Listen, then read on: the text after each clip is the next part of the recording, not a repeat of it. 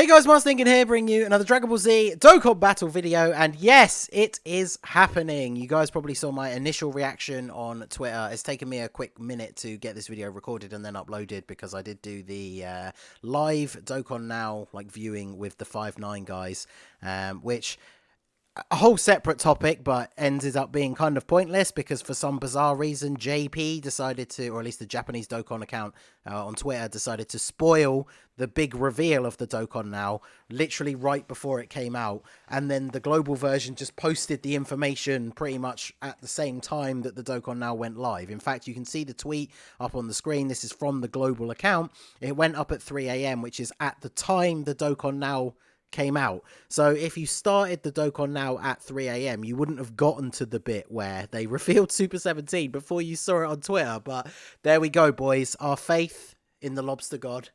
Good old meme from the channel. Someone brought it up on Twitter recently and I thought that was pretty cool. But yes, our faith has been rewarded. We finally have a new Super 17. My prediction was correct. LR Super 17 is coming, and he is Extreme Tech, which is pretty great. Obviously, of course, they bring out an Extreme Tech Super 17 right after we finally managed to beat Extreme Tech Super Battle Road No Items, but it is what it is. So he is a GT Bosses or Androids category lead, 4 key HP attack and defense 150.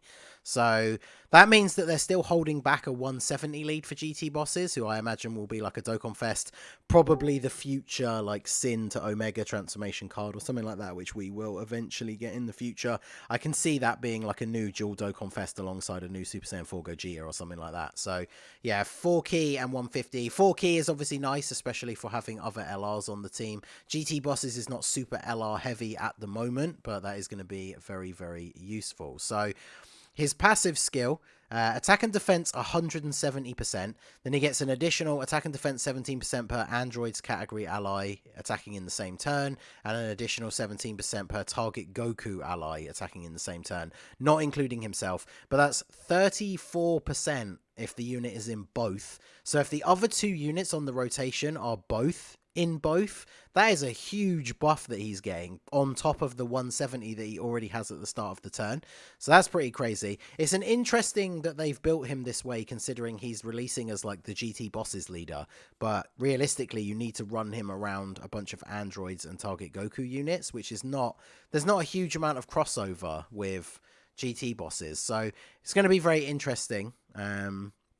And then he reduces damage received by 17% and gets an additional 17% attack for 3 turns after the turn in which an attack was received. So what that means is, in say turn 1, you have him on turn 1, he's going to get hit and he doesn't have damage reduction.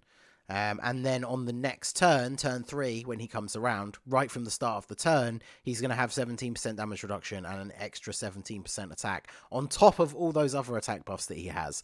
And then he also has a high chance of getting key +1 with each attack received, up to +7. So once you've been hit a bunch of times, obviously it's not necessarily 7 because it's not always going to go off, but he's going to give himself a ton of extra key, which is obviously very useful being that he's an LR. So once he's fully built up, it's going to be super easy to get his 18 key super attack. So speaking of his super attacks, his 12 key super raises attack for 1 turn, does colossal damage to the enemy and lowers defense, and then his 18 key super is mega colossal damage to the enemy and greatly lowers defense. So he doesn't have raising attack on the 18 key, but it's mega colossal damage. So obviously with all those attack buffs and stuff that he has when you're getting his full passive active, that's going to do some insane damage. And then if you do additional into the 12 key, the 12 key then raises attack. So his 12 key super attack stat is actually going to be really good, especially with his full passive active. And then he does have an active skill.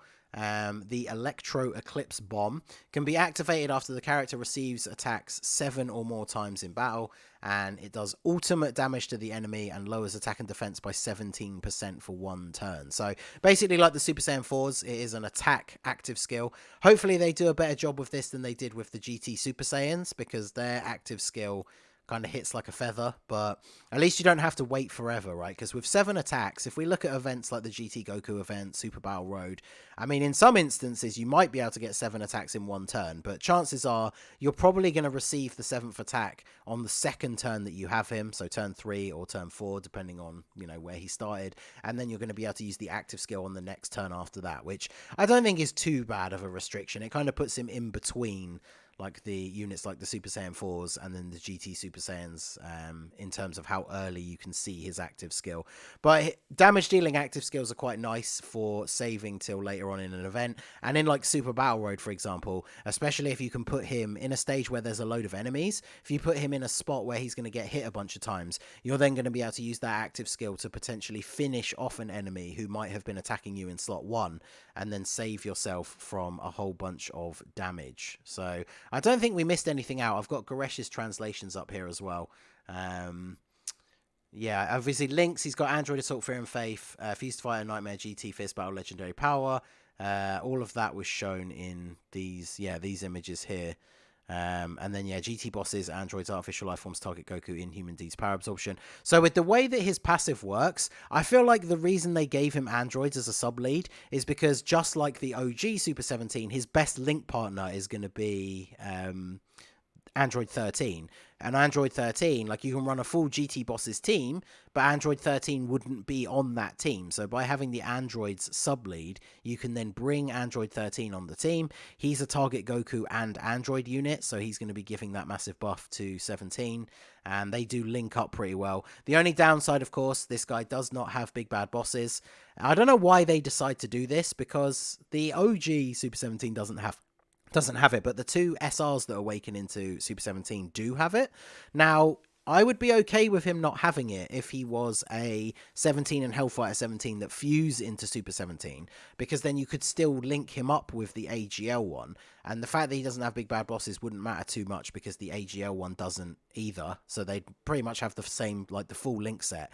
He just drops shocking speed to get legendary power, and him dropping a key link I think is fine because he has that self-sufficient part of his passive where he's going to give himself a bunch of key, so I don't think that's a huge issue.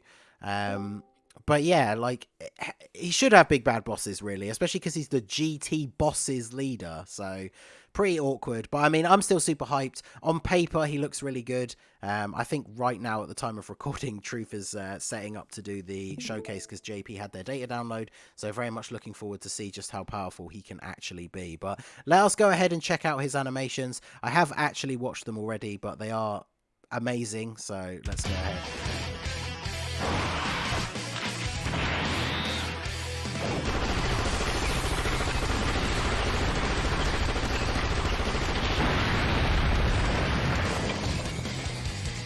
Alright, so hopefully the volume is not too bad. I don't want to talk over it, but the machine gun sound effect I think is pretty cool. So I do quite like that as his, I'm assuming that's the 12 key. Let's go ahead and watch the 18 key.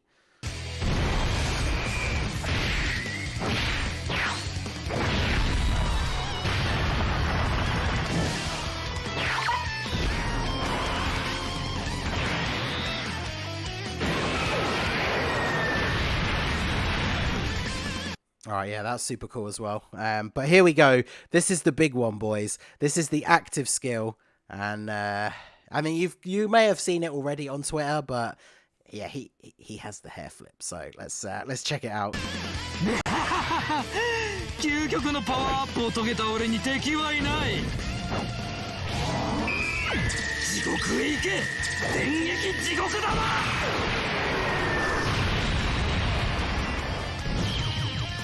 Oh, that KO screen, though. Look at that. Oh, let's go back a little bit. The KO screen is so good. Yeah, that is amazing. So yeah, I love his animations. The fact that he has the hair flip, I think, is amazing. You guys have probably seen I post the image of like the hair flip as a thing all the time. It's saved on my thing as Fabulous 17 because it looks amazing. But yeah, Super 17 LR coming. I predicted it because I wanted it, I guess, more than anything. But it is actually happening. I am super hyped. I am definitely going to be summoning. Legendary summon banners for me have been kind of rough lately.